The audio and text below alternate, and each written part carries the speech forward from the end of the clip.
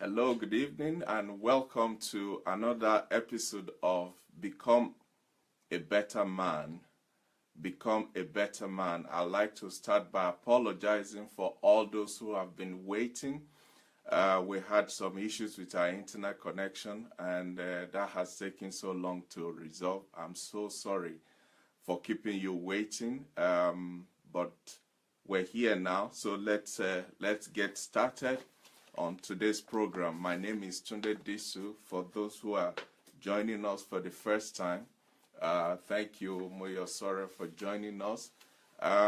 It's going to be a great day, irrespective of what happened at the beginning. Nothing is going to stop us. Thank you, Yemi, for joining. Today's program is a follow-up from what we did last week. Last week we were talking about the importance of visiting your doctor, having a relationship with your doctor, having a medical checkup, and making sure you are running fine. All your cylinders are firing, as it were. Well, this week's program is a follow-up from that one because we want to look deeper, I want to dig deeper, I want to go further into the issue of man and his health. Man and his health. And as we go into it, we will see certain things that we probably have never seen, or some things that we've taken for granted in the past, and it's going to be a great program today. I just want you to please bear with me for the lost time. I'm sure we will try and recoup it as we go along. Today's topic is man and his health. Man and his health. When we talk about health, there is a saying that the health of an individual is the health of the community. And rightly so. And as a man, the health of the man affects everybody in the house and around him. It affects him socially, it affects him even spiritually, it affects him physically. It affects his relationships, his ability to work, his ability to play his role as a man, and as a father, as a husband, as a head of his family. And that is why looking at the health of a man is a major issue. Thank you, Joby, for joining us. Fatima, thank you. The truth is, there are certain things I'll be looking at today as it relates to man, and obviously some aspect of it to the ladies as well. There are 5 areas that we're going to look at quickly today where the health of a man is concerned. And as important as these 5 elements are, unfortunately, they are the areas where a lot of men take for granted. And that is why statistics said men are paying the price for neglecting their health. And as a result, over 100,000 are dying prematurely every year because men are not taking good care of their health. Mark Hughes, thank you for joining us. I appreciate your time. Until we start doing what we're expected to do, what we are supposed to do as men, it won't just be us that will suffer. It will affect everyone and everybody around us. Our wives, our children, our ability to provide, to protect, to preserve. Everything will be affected when men neglect their personal responsibilities of looking after their health. It's important to be aware as men that your health is your wealth. Your health is your wealth. Unless you are sound in your physical body, you will not be able to do anything to help anybody. So in order for you to be a blessing to the people around you, to your family, to your society, to your church, to the world as a whole, you need to be a blessing to yourself first. The Bible talks about love your neighbor as you love yourself. If you don't love yourself enough, what chance have we got as your friends, your family, your neighbors? And that is why the issue of health, when it comes to men, it's critical, it's important. we have played with it long enough as men, and it is time for us to take this seriously, to take it with the amount of seriousness that it deserves. We're going to look at these 5 areas because they are killer areas, and if care is not taken, if they are not tackled early, there is no saying that such men will not be one of these 100,000 that die every year prematurely because of not looking after their health. The first thing we're going to look at is, and before I go into that, I just want to say today's program, please, if you don't have a thick skin, you might find it a bit uncomfortable, because on today's program, we're going to really go everywhere. We're going to touch everything. We're going to talk about everything because it is that important. Thank you, Kemi. Thank you, Ola, for joining us. Thank you, Gibson, for joining us from holiday, for that matter. Thank you. The first aspect we want to look at today is a lump. Where you have a lump on your testicle as a man, it becomes that immediately should send an alarm bell ringing in your head. Testicular cancer is the most common cancer among men between the age of 15 and 49. Testicular cancer is the most common cancer among men between the ages of 15 to 49. Imagine the number of people within that bracket. Look around you. Anybody between the age of 15 to 49 as a man is likely to have this testicular cancer if it is not caught on time. And nearly 2,000 men are diagnosed every year just in the UK with this testicular cancer. And what does it take? All it takes is for men to pay attention to your body. Know your body. Know yourself. So that as soon as there is a slight change, as soon as there's a difference, you can pick it up, you can report it to your GP, you can take it to somebody who can do something about it.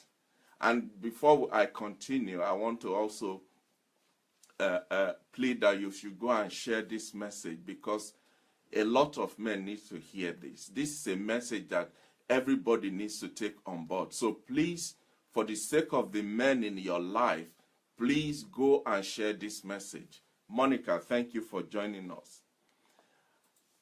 Over 2,000 men are diagnosed every year just in the UK with this testicular cancer. But I am convinced that that number is more. It should be more than that. The problem is most men don't go to the hospital. So they can't count you until you show up. So it is important for you as a man to know there's a lump in your testicle. Immediately, you should know this is not right. This should not be here. This is not supposed to be here. Why is this here? That should immediately raise an alarm even within you to question that, and therefore approach a doctor or your GP who can give you a better understanding about it. So if you notice a lump in your testicle, it's an abnormal. First thing you do is to go and see your GP. Thank you, okay? Thank you, Kenny, for joining us. But the truth is this: most lumps in the testicles are not cancerous. But you would not know until you go to check it out. Until you take it to somebody who is knowledgeable, who can tell you yea or nay, this is it, this is not it. You will live in fear of, you don't know whether this is going to be cancer or whether this is already cancer. But if you take it to the GP who would do the initial checkup, and if need be, refer you to somebody else, then your mind will be at rest that, oh no, it's nothing really. Because there are different things that could happen around your testicles that are not cancerous at all. And we're going to look at some of them today. Now, quickly, let's look at some of the symptoms of testicular cancer. Some of the symptoms that would let you know this one is not just passing by. This is a testicular cancer, so that you can do something about it as quickly as possible. The most common symptom of testicular cancer is a painless lump. A lump that is it's almost not painful, but it's there. You can feel it. It's a swelling on the testicle, usually about the size of a pea, like a nut. And if it's not taken care of at that stage, it will start to grow. So as a man, you should check your testicles. If you find a lump, if you find anything abnormal about it, the next thing you should do is go and see your GP. So the first symptom is a painless lump in your testicle or a swelling. The second symptom is there's a dull ache around your scrotum. A dull ache. It's not sharp. It's not constant, but every now and again you can feel it, that there's a dull pain around your scrotum. Now, as soon as you feel that as a man, you should be knocking on your GP's door. Thirdly, the third symptom of a testicular cancer is a feeling of heaviness in your scrotum. Your scrotum is the bag in which the eggs are in.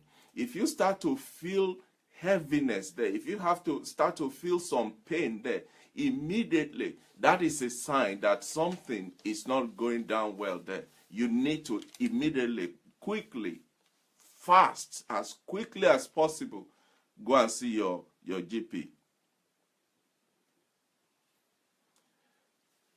And that is why it is important for you to know your body. Because if you know your body, you will know when there's something strange going on with you.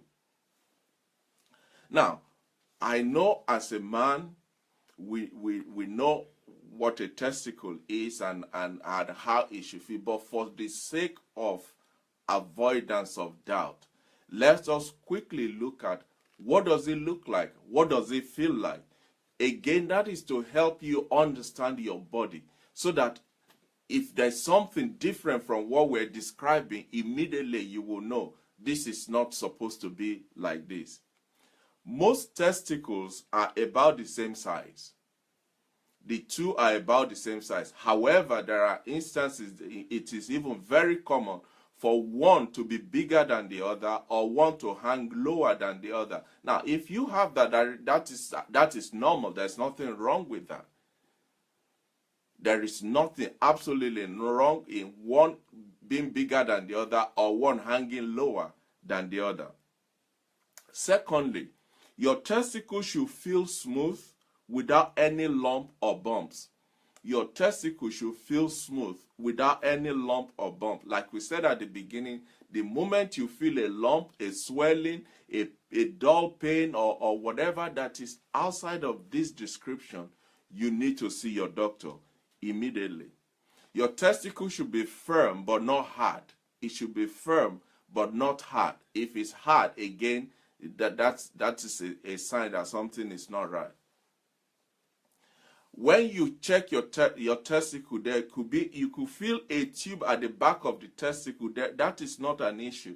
It is natural for you to have like a soft tube at the back of your testicle. There's nothing wrong with that.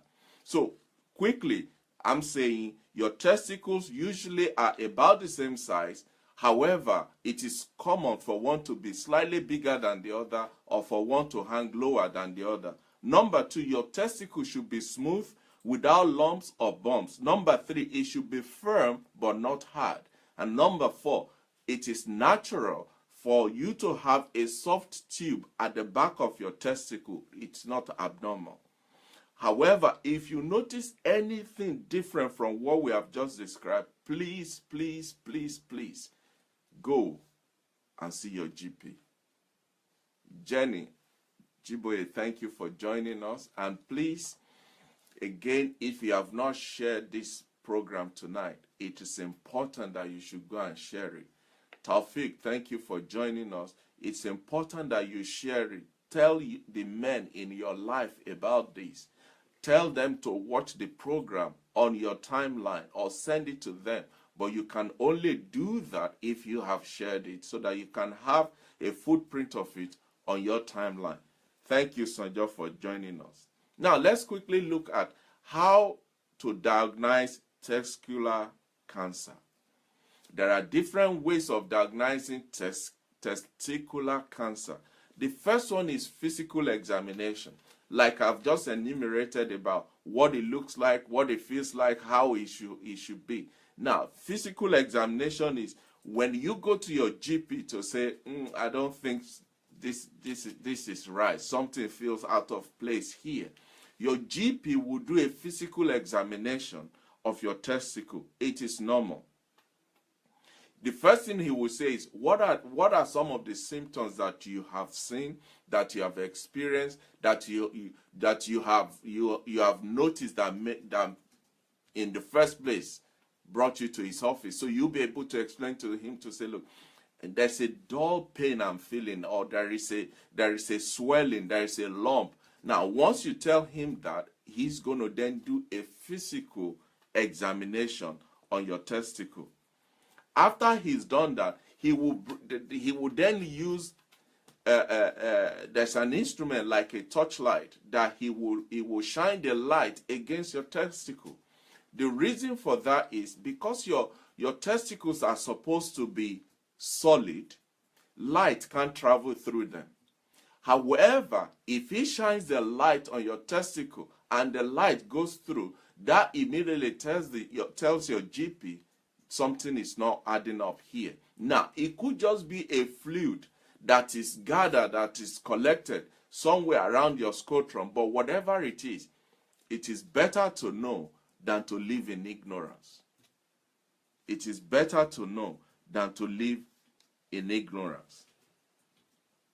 If your GP, after doing this physical examination, listening to your symptoms, checking it with his light and to see what is going on, if your GP think what he has seen is cancerous, the first thing he will do is he will refer you for another test, and usually you get that done within 2 weeks. Tunde Akinwumi, thank you for joining us. Tokes Kukoyi, you're very welcome. Immediately you will be referred for further tests, and usually you get an appointment within 2 weeks. So that's the first way of diagnosing testicular cancer, physical examination. The second one is you will be subjected to a blood test. You'll be subjected to a blood test. The Bible says the life of everything is in the blood. You will be subjected to a blood test. Now, the reason they do this blood test is to confirm the findings during the physical examination. Also, when they do your blood test, there's something that there is something that testicular cancer will release into your blood called markers.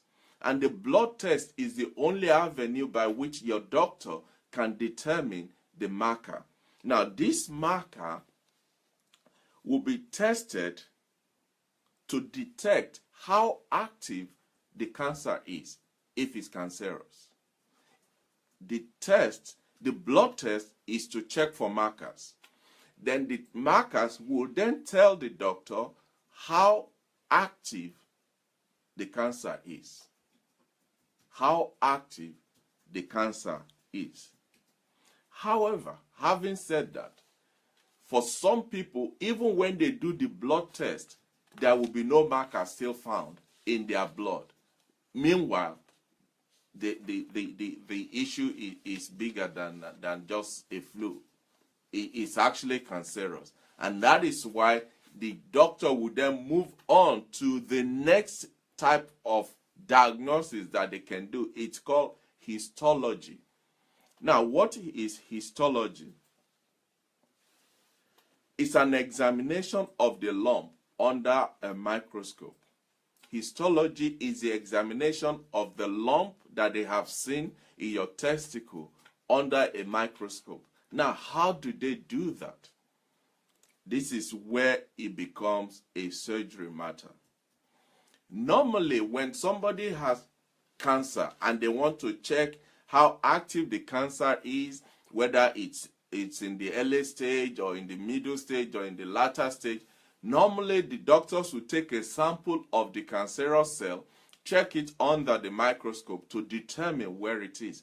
But with testicular cancer, once they've done the initial physical observation, they've done the blood check, the next thing is surgery. So in order for doctor to do this histology, they will have to remove that testicle that is affected.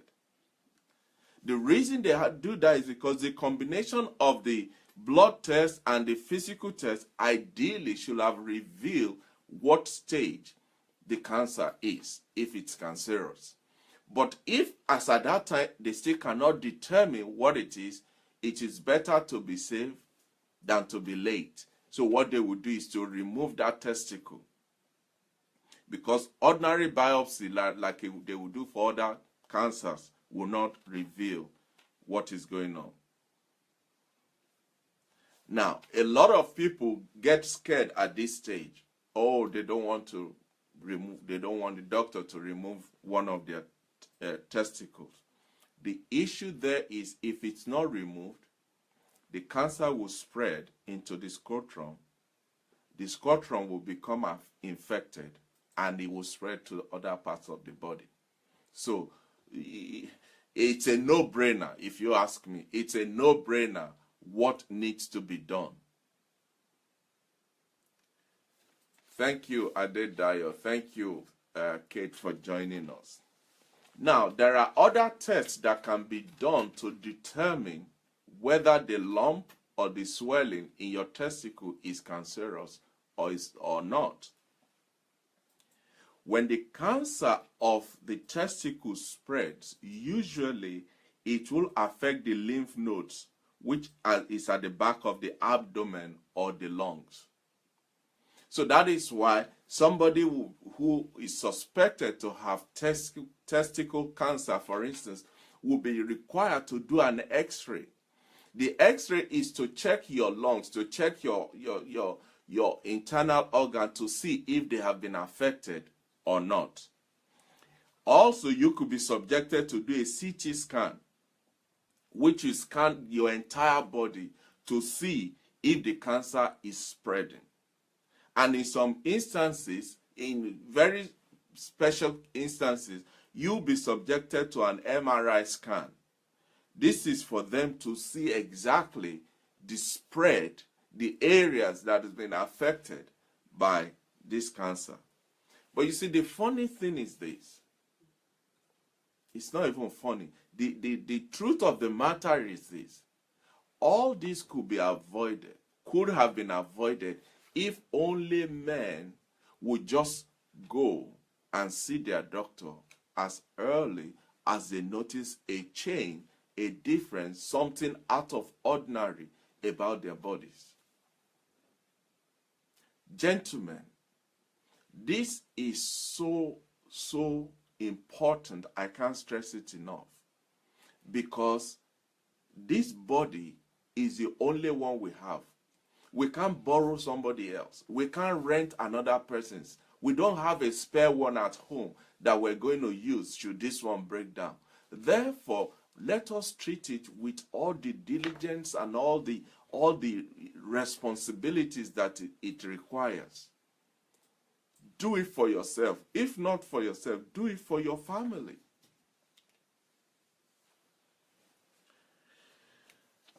I don't want to bore you with a lot of medical story here, but there's a list here of what causes lumps and swelling in testicles.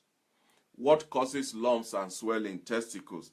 A swelling where the vein, there's something called varicocele. varicocele. Varicocele is a swelling where the veins in the testicles have enlarged. When the veins around the testicles have enlarged, it will look like a bag of worms. Now, that immediately is a sign. Thanks, Ugo, for joining us. Then there is hydrocele or hydrocele, which is a swelling caused by fluid around the testicle. Again, if any of this is happening, if you notice anything different, please get over your pride, get over your ego, get over your shyness or whatever it is you want to call it. Get over it. It is better for you to be naked in front of your doctor for one day than for you to die a premature death. I think the two are not just even comparable at all.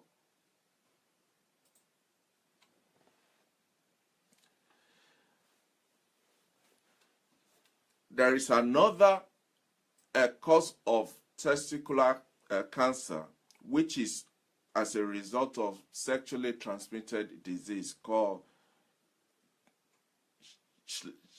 chlamydia. Chlamydia. Sorry if I'm pronouncing it wrongly. You medical people, please forgive me. But this one is a sexually transmitted disease, which is a parasitic bacteria.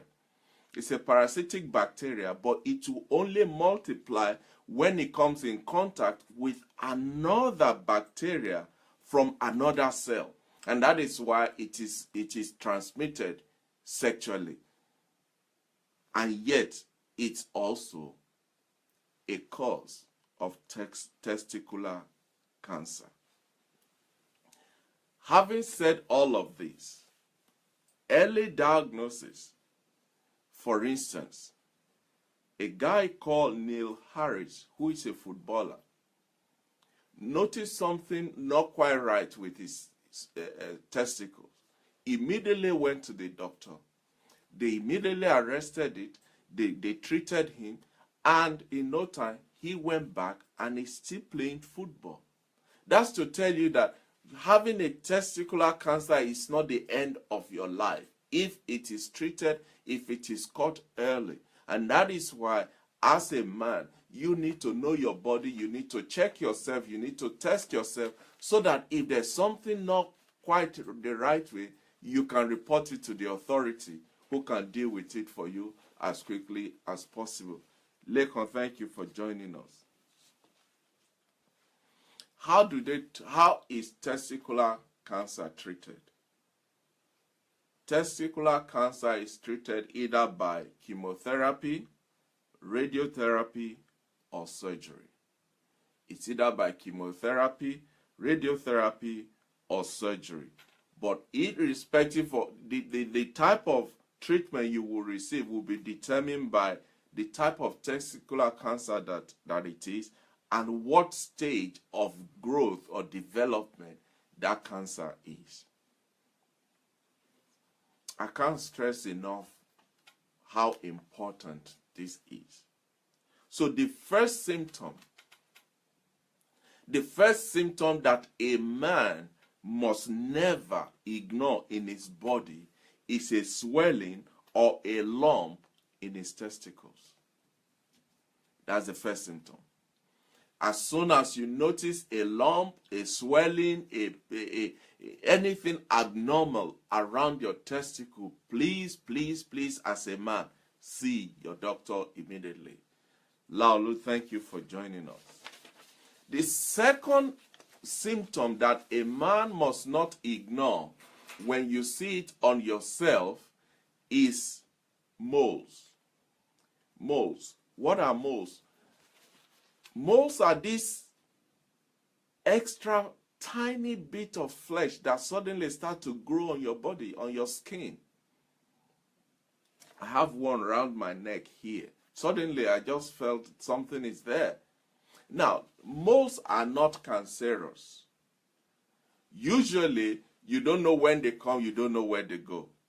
Usually, they're not harmful. However, if you have a mole on your body, it is still your responsibility to keep an eye on it as a man. The reason is, some of them, because most generally are caused by the chemical in our body that determines the color of our skin, the melanin or melanin. it is possible for it to grow out of hand if it's exposed to a condition that made that chemical to produce more than it should be. Prince Will, thank you for joining us. So, even though molds on its own are not harmful, they are just something else that just grow on your skin, it is still required of you to keep an eye on it, because if they are not treated, when they start to manifest into other things, it is an easy way for somebody to contact or to have skin cancer. Moles are small colored spots on the skin that is made up of cells called melanocytes, which produces the color or the pigment of your skin. That's what moles are. They can be flat, or some of them are slightly raised. They are smooth or rough, and some have hair growing on it. Now, don't jump into conclusion just because you see hair growing on it. Some of that is still normal. However,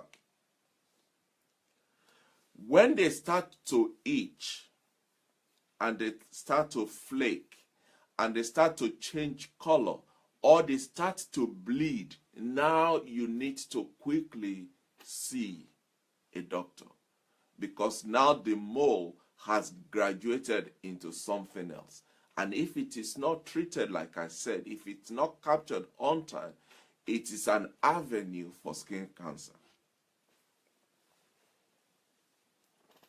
Usually moles, you will notice them as you grow older, from around age 40. Now, some people that are younger than that will still notice it, but usually you find it with older people. So what are some of the things to look for as far as moles are concerned? Moles with uneven coloring. Like I said, once the color starts to change, immediately you need to pay attention to it. Moles generally have even round edges, but once the edges become jiggered and flaky and all of that, immediately that is a sign for you to do something about it. Once they start to itch, and when you scratch them, they start to bleed or they turn red, they are inflamed, then you need to see your doctor. Or when suddenly that tiny pencil head size mole is now going to be as big as your thumb, then you know something is not going right here. Again, immediately, you need to see your doctor. So if you notice any change as far as moles on your skin, as far as they're concerned, you should see your doctor. You should talk to your GP, because, like I said, it's a doorway to skin cancer if it's not caught on time, if it's not treated. How can you prevent cancerous moles? Please, if you have not shared this program, I know this is like I'm just rushing through it because I'm conscious that we didn't start on time. But please, if you have not shared this program, please go ahead and share it.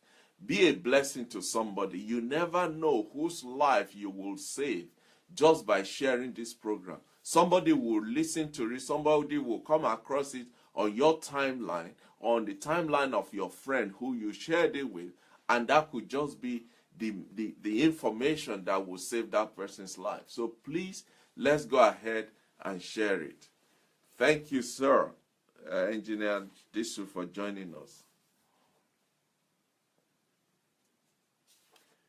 How to prevent moles. Please, if you notice moles on yourself, stay away from the sun, especially between 11 a.m. and 3 p.m. That's when the UV rays of the sun is at its highest effect. Stay away from the sun. And if you have to be in the sun, make sure you are well covered. Make sure your skin is well protected. Make sure you have enough skin sun lotion on yourself. Wear a hat, wear sunglasses, whatever you can do to protect or reduce the effect of the sunlight on your skin is one of the ways by which you can prevent the mole from becoming anything more dangerous than they should be. You are supposed to check the moles regularly. Be aware of changing of colors, like I said. So to minimize the risk of skin cancer,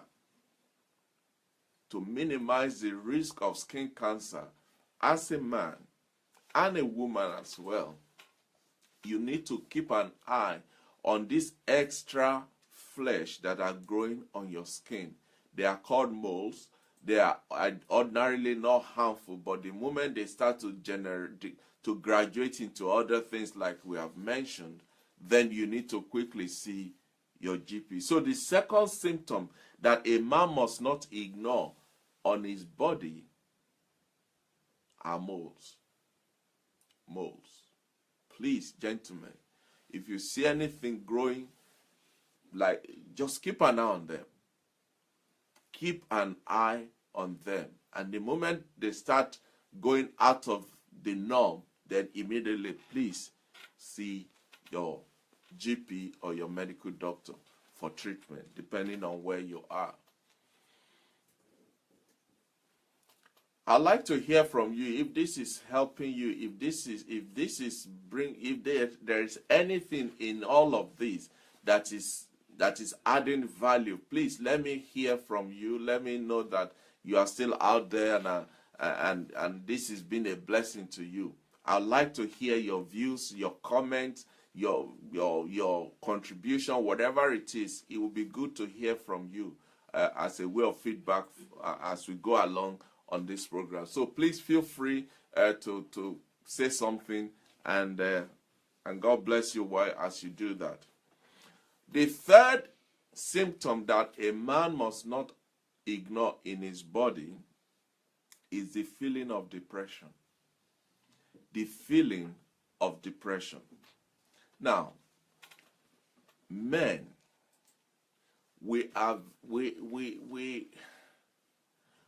like to tell ourselves that all is well. Nothing is wrong. When the whole thing is actually shaking under our feet. A good example of that is the issue of depression. A lot of men will say, oh no, men don't get depressed, it's only women. But that's not true. The reason people think it's only women that get depressed is because women, when they are feeling depressed, they immediately are talking about it. They immediately are sharing it. They're talking to their friends. They're seeing their doctors. Their friends are around them to help them. But because as men, we try to keep it under our jacket and put the tie around its neck and try to squeeze life out of it, we pretend as if we're not going through or we're not experiencing it.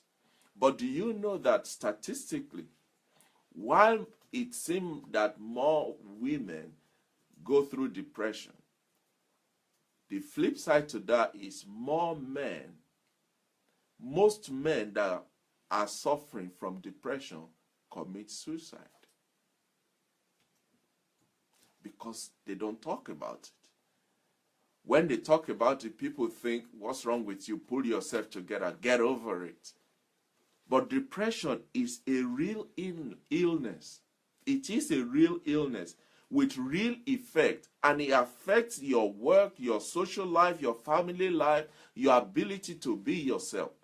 When somebody is going through depression, they are neither here nor there. So please, if you notice somebody, or even if it's you that you feel down on the inside, don't keep it to yourself. Talk to somebody about it, because if it's not caught, again like the cancer, if it's not caught early, it could end up in death. And that is why most men will commit suicide, because of depression. Studies have shown that about 4% of children, imagine that, here in the UK, about 4% of children between the age of 5 and 16 are actually going through depression. Children. Now, somebody might say, well, what are they worried about? But you're not in You're not in their shoes. You don't know what they are dealing with. You don't know what they are carrying. You don't know what they are seeing. You don't know what they are going through that is putting them in that position. So depression is real. It's a real illness, and it has real effect on people. When somebody is feeling depressed, or when somebody is depressed, they lose interest in things that they used to enjoy. And this is where, gentlemen, we need to help ourselves. Be your brother's keeper.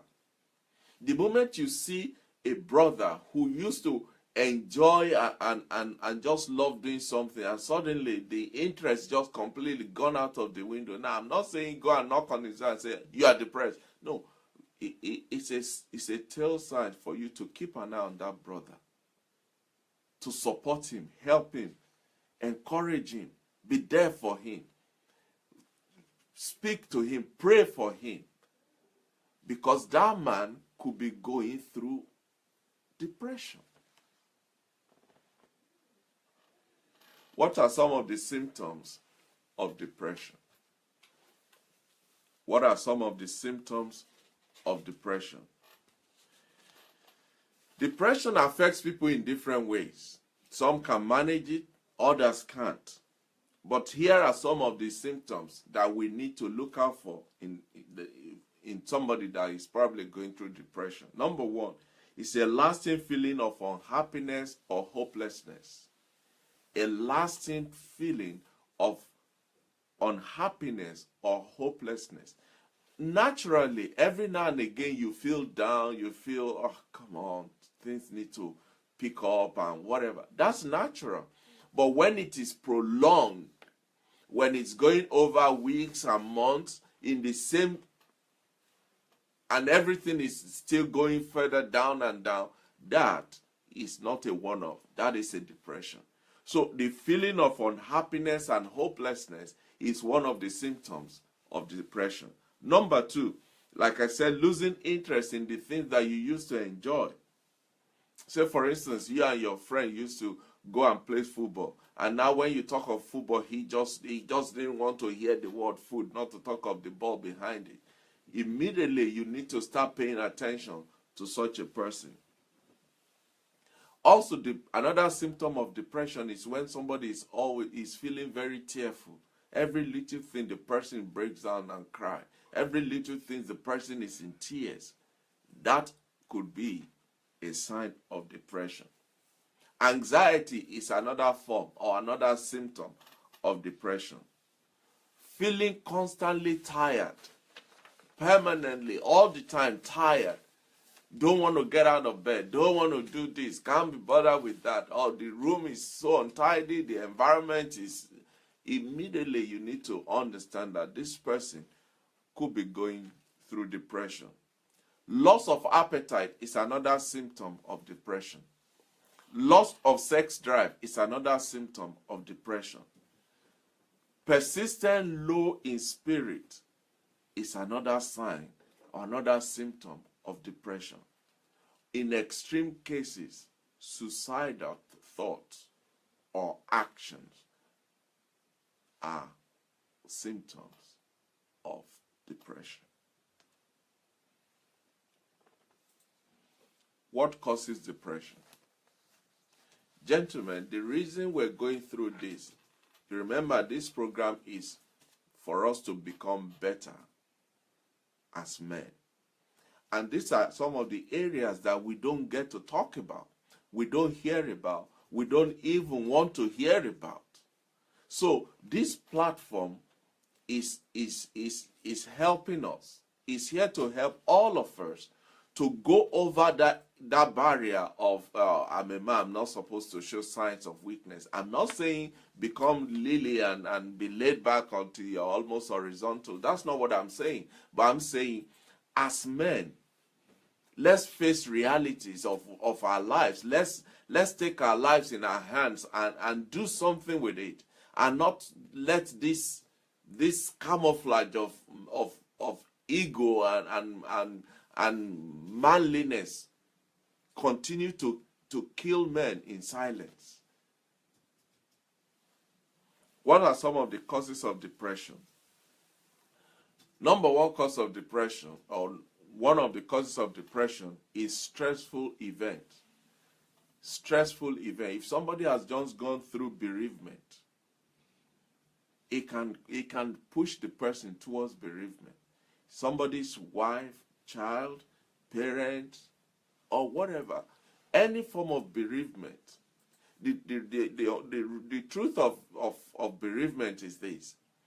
Two people are affected by the same bereavement, and the two of them will respond differently. Thank you, Monica, for joining us. The two of them will respond differently to the same bereavement. Now, one of the mistakes that people will make is, what's your issue? Get over it. Look at your friend. I mean, he's already doing fine. It is not about what his friend or her friend is doing. It's about how that person, in himself or herself, is processing the bereavement that will determine how they come out of it. Also, relationship breakdown is another cause of depression. Relationship breakdown is another cause of depression, because here is a relationship that you've invested your emotion, your time, your effort, your resources, and everything into, and then one day, boom, it's gone. It's another cause of depression. Another cause of depression is personality. The personality of a person can cause the person to be depressed. For instance, somebody who has low self-esteem, if that low self-esteem is further damaged, then the person can easily slide into depression. Also, people who are overly self-critical, who criticizes themselves, who are Mr. and Mrs. Perfect, everything. I'm not saying be wishy-washy and be indisciplined, but there are certain people that nothing is ever good enough for them. Even by themselves, by their own standard, nothing is good for them by their own standard. People like that, because they are always striving for perfection, they're always looking for everything to be prim and proper. Every little thing that is out of place can lead them down the road of depression. Another cause of depression is family history. If depression is something that is rampant in a family, it is easily passed on, because eventually people become what they see and what they sit under. So if you have 2-3 people in a family that are struggling with depression, it is easy for those people, for anybody around those people also to go down the route of depression. Please, if you have not shared this program, please go and share it. Kunle Ajala, thank you for joining us. The next point on the causes of depression is particularly with women. In some instances, after pregnancy and after giving birth, some women will go into what they call postnatal depression. Now, the cause of that could be the hormonal and physical changes that their body is going through. And added to that will be the sense of responsibility towards this new child, towards this baby. And some people will feel, I can't even look after myself. Now I have somebody who can't talk, who can't say anything to look after. And that feeling of responsibility can become overwhelming, that such people can easily go into depression, to what they call postnatal depression. Sometimes loneliness can cause depression. Loneliness can cause depression. Alcohol and drugs are also causes of depression.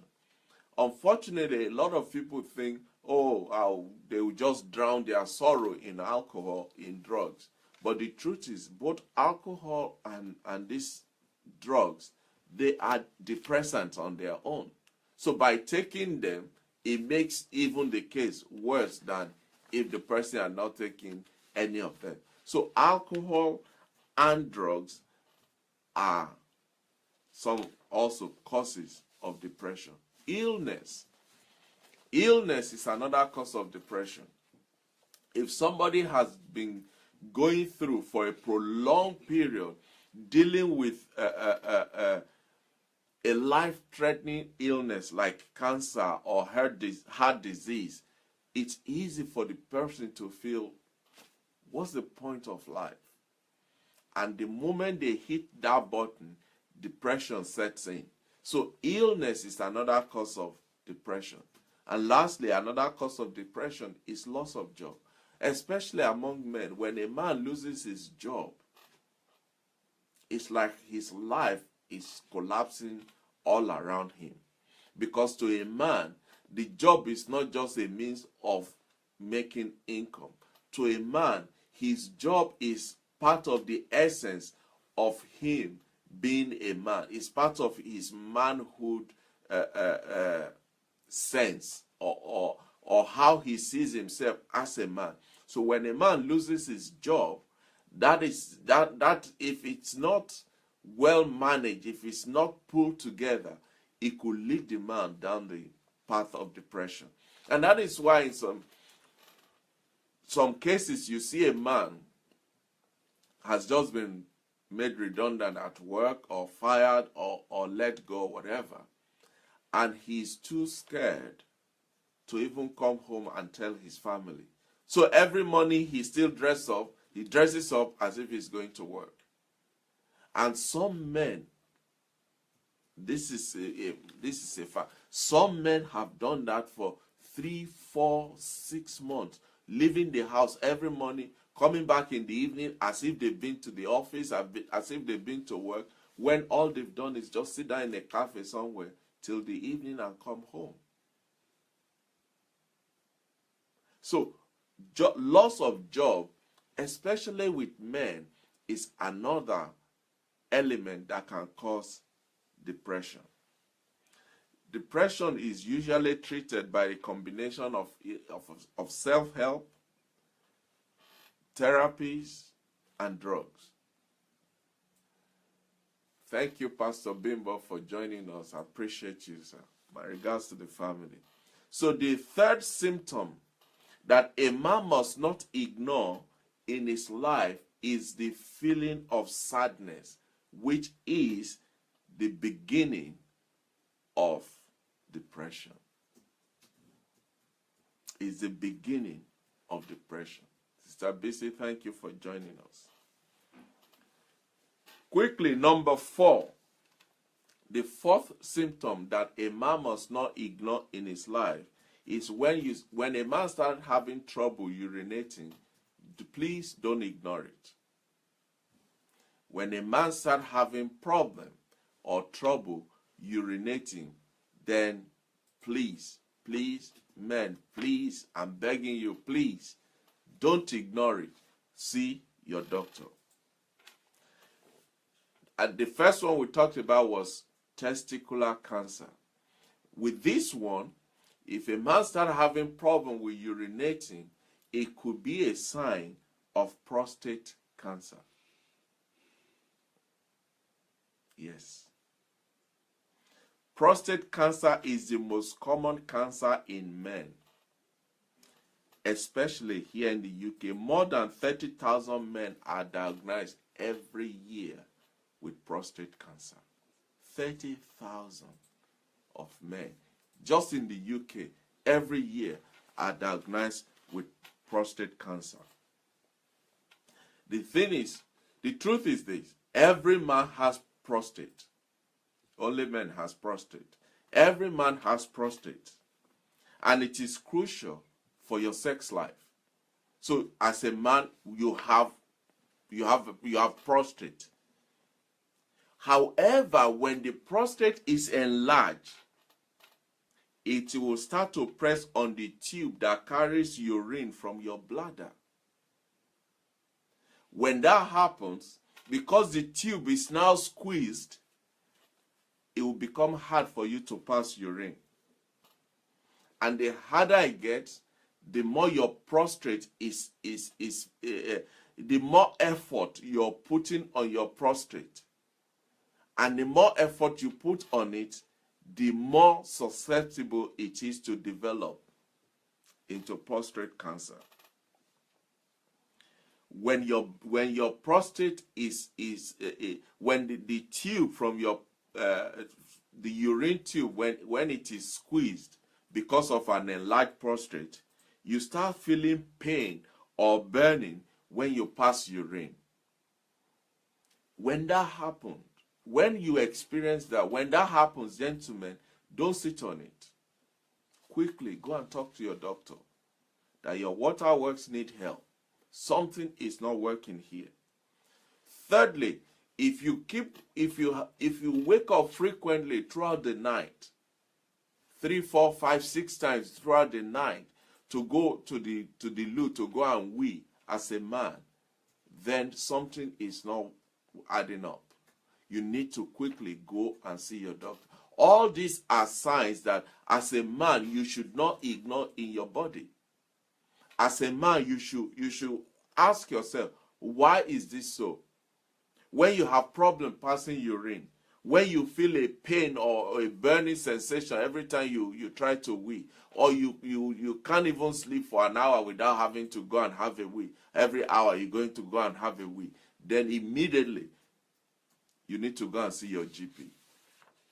You need to go and see your GP. The prostate is a small gland in the pelvis found in men. It's located between the penis and the bladder and is surrounded by urethra.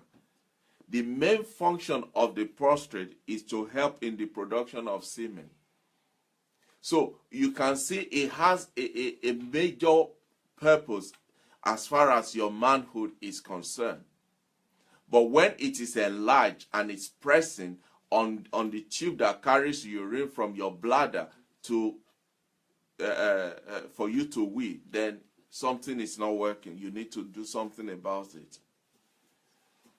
Now, medically, they're still trying to confirm, to have a conclusion on what causes the prostate to become enlarged. What causes it? What causes prostate cancer is largely unknown medically. Prostate cancer is also very common among men from 50 years and above. When a man hits 50, you are more susceptible to have prostate cancer. There are certain things that can increase even the chances of you as a man having prostate cancer. Before I go into that, please, I want to plead with you to go and share this message again. Share this program. Be a blessing to somebody. Help somebody. It might just be the only way the person will hear and know what is going on with their body and do something about it. So please, share this message. There are certain things that increases the risk of developing this condition. Number one is age, like I said, from 50 years and above. And if you remember last week when we were looking at how regularly should you see your doctor, we said once you hit that 50 mark, immediately you have to see your doctor every year. You have to see your doctor every year. Make a routine, put it in your diary, put it in your calendar, whatever it is that will remind you. Tell your wife to remind you, if you can't remember, that on this particular day or week or whatever, I must see my doctor every year. So once you hit 50 and above, you need to start going to see your doctor. And last week, we talked about going to make an appointment to see your doctor. We encourage all the men to make an appointment to book an appointment to see your doctor. Now, I have done mine. This is my appointment card. I'm seeing my doctor on Wednesday, the 19th at 8:20 a.m. So please, if you have not done yours, I am begging you, just go and see him. Please, go and see your doctor. Another thing with prostate cancer, which medically they're still at loss about why it is because they have found that prostate cancer is very common among Afro-Caribbean and African descent from among the Afro-Caribbeans and Africans. But it's not common among the Asians. And medically, they're still trying to find out why. So again, that tells you and I, if you are of that descent, an Afro-Caribbean or of African descent, then you need to pay special attention to your body as far as prostate cancer is concerned. Also, if you have somebody in the family that has had or that have prostate cancer, you are more susceptible to have it as well. But now, this is the one I found very interesting when I was preparing for this program today. Research also shows that having a close female relative who developed breast cancer may also increase your risk of developing prostate cancer. That just though I don't know. It just, I can't understand it. If you have a close female relative who has developed breast cancer, as a man, your risk of developing prostate cancer increases. So check your family, check within your immediate family, your immediate relatives to see, because it could be something that will prompt you to pay attention. If nothing else will get you to do that. Obesity is another thing that will make you more likely to have prostate cancer. So watch your weight. When you exercise regularly, your chances of developing prostate cancer reduces. Same thing with your diet. Same thing with your diet. Especially, my brothers, it's not every night that you have to eat pounded yam, because it just sits in your tummy. So please, watch your diet as well. How is prostate cancer treated? Again, there is a lot of discussion going on in the medical field about the treatment. Like every cancer, they will tell you if you catch it early, then the chances of survival is very high. The same thing with prostate cancer. However, there is another school of thought within the medical field that feels you don't have to rush into it. If the cancer is at an early stage and it's not causing any symptoms, there's a policy of watchful waiting or active surveillance that will be adopted to say, okay, let's just wait and see. Let's see how it's going to pan out. Let's see what will happen with it. But then there's a school of thought that says, catch it early, deal with it so that it won't spread. The treatment for prostate cancer usually is surgical. Surgical treatment to remove the prostate, or radiotherapy, or hormone therapy. Now, medically, they have also discovered that most men will not want to go through the surgical treatment. They don't even want to treat it because of the side effect of treating it. All treatment options carry the risk of side effects, including erectile dysfunction and urinary incontinence. And because of that, some men would say, no, I don't want to treat it now, because it could give a side effect of erectile dysfunction or urinary incontinence. But the question is it worth your life? Is it worth you dying prematurely and leaving your family in sorrow and grief? I think as men, we need to be serious. We need to be responsible. We need to take these things seriously. We need to look beyond ourselves and look around us and see who else will be affected by not doing what we're supposed to do? So the fourth symptom that a man must not ignore is a swollen prostate, which, as we have highlighted, could lead to prostate cancer. Lamont Smith, thank you for joining us. How is Bermuda? The last symptom that a man must not ignore is impotence or erectile dysfunction, popularly called ED. Impotence or erectile dysfunction, also known as ED. What is impotence? It's the inability to get or maintain an erection. Erectile dysfunction is common, particularly in older men.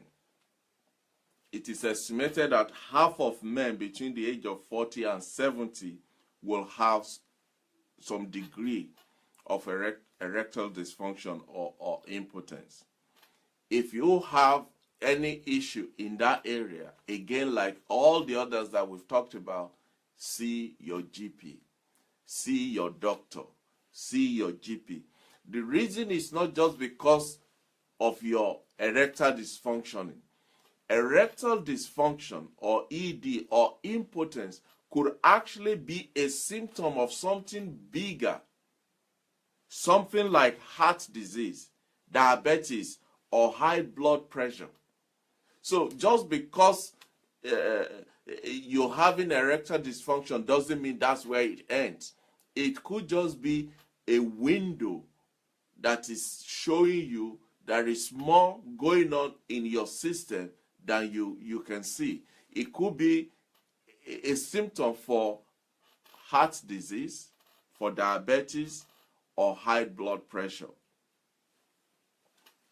What are the causes of erectile dysfunction? There are two types. There is the physical cause, and then there is the psychological cause for erectile dysfunction.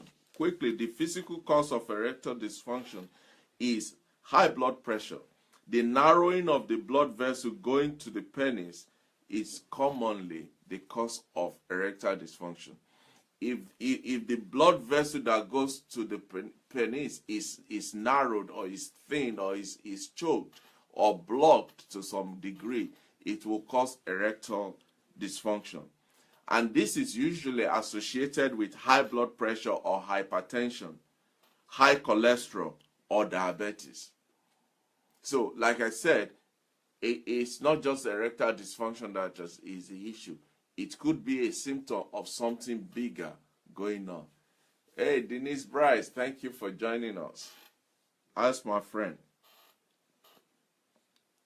Another physical cause of erectile dysfunction is hormonal problems. When the hormone in the system, in the body is changing, it could cause erectile dysfunction.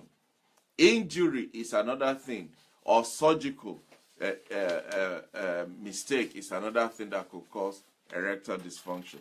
Psychologically, some of the causes of erectile dysfunction psychologically is anxiety. When you are worried about something, when something is heavy on your heart, when something is weighing you down as a man, it will affect your ability to have and maintain erection. Depression, like we said earlier on, is another psychological cause of erectile dysfunction. Relationship problems is another cause of erectile dysfunction. So these are some of the things that could lead you to have erectile dysfunction. But irrespective of what the cause is, the important thing is once you notice it, see your doctor, see your GP. Let them help you. Let them help you. How is it treated? How is erectile dysfunction treated? The best way to treat it is to identify what the cause is. Once the cause is identified, then you deal with the root cause, and that will, in most cases, solve the problem. So the important thing is report it to your GP. Let them see what's going on. Let them determine whether it's just a one-off or whether it's a symptom of something as bigger, something as greater, something as more grievous, more dangerous rather than just the issue of erectile dysfunction. So talk to your GP so that they can help you. Sometimes they will give you medication if the issue is the fact that the vein, the blood vein to your penis is thin or is blocked or is choked. They will treat that with drugs so that the pathway can clear up and you'll be fine. Also, medications such as sildenafil, popularly known as Viagra, is another help or another medication that can be prescribed for erectile dysfunction. But psychological treatments include cognitive behavior therapy and sex therapy. So these are some of the ways by which erectile dysfunction can be treated. Also, general change of lifestyle like lose weight, eat well, exercise, as other avenue by which erectile dysfunction can be treated. So the fifth symptom that a man must not ignore in his life is erectile dysfunction or impotence. Erectile dysfunction or impotence. So quickly, as a summary, we've talked about testicular cancer. We've talked about moles. We've talked about depression. We've talked about prostate cancer. And now we've talked about erectile dysfunction. Any symptom, anything that is out of ordinary in your body as a man, the best thing, the right thing, the immediate thing to do is to see your doctor, talk to your GP so that they can help you.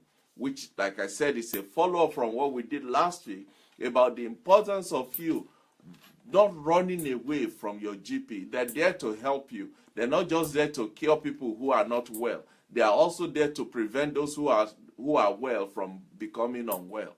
And you could be one of them.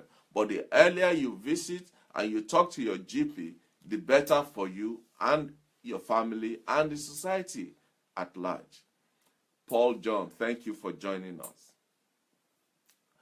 Well, I know it has been a marathon today because we were unable to start on time because of the internet issue that we have, and I'm so sorry about that.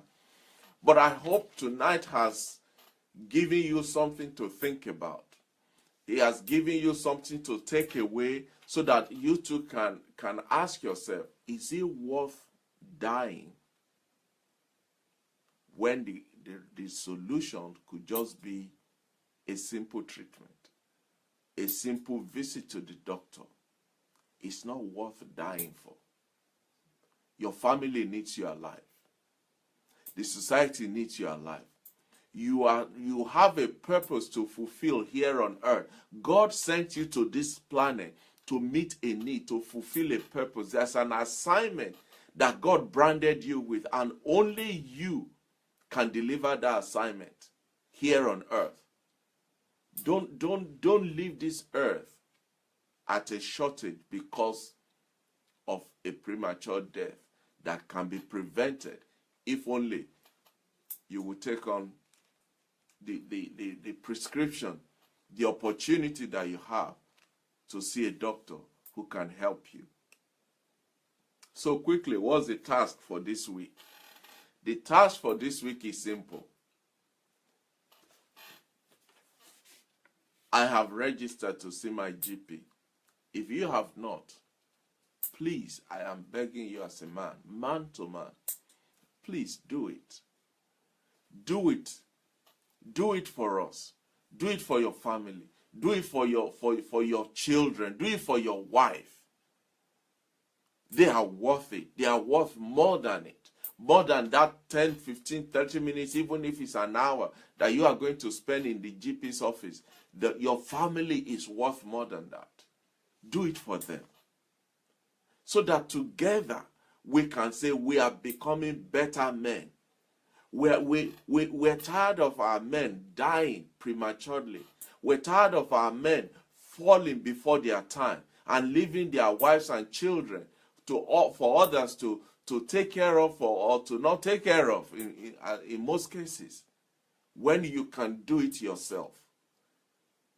Please, gentlemen, let's take this serious. Let's accept this responsibility as we will do with any other one.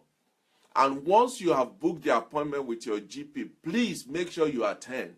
Make sure you go to see them. Your bank manager won't say, oh, that money you are waiting for is here. Come and take it at 2 o'clock. And you say, I can't come because of. No, you will be there. This is even more serious than your bank manager calling you. So why would you not honor the bookings, the appointment that you've made with your doctor?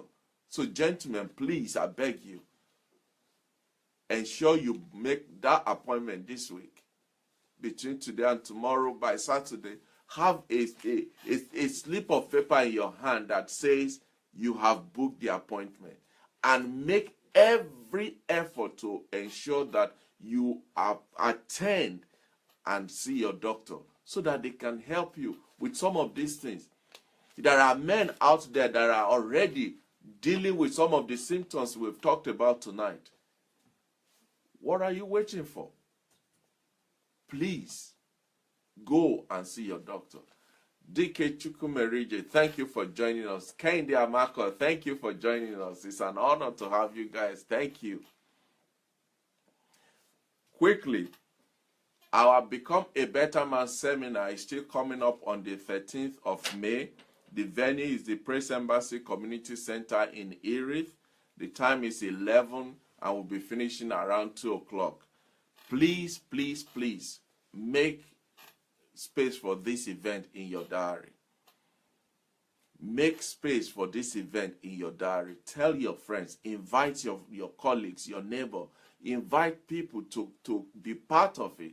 And on that day, like we said, we're going to have the opportunity to see eye to eye, hold hands, pray together, challenge each other, stretch each other, encourage one another to become better at who we are and what we are. I can't wait. I'm so much looking forward to that day. It's amazing. It's going to be wonderful. I can assure you there will be men in the house that can handle, that can answer whatever question that you may have. And again, don't forget, send in your questions. Start sending them in even before that day. And it's going to be wonderful. It's going to be a great event. And I'm so looking forward to it. So please, keep it in mind. Remember it in your prayers. And together, we will make that day a day to be remembered. Thank you, ladies. Thank you, gentlemen, for being part of this program today. Once again, I apologize for starting late. We had issues with the internet, but thank God it's been resolved. So I'm sorry for starting late.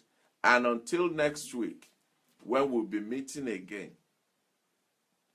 this is Tunde Disu saying, we're not stopping. We are not stopping until we arrive at that destination called better men and women. Until next week, thank you for your time. Thank you. Bye-bye.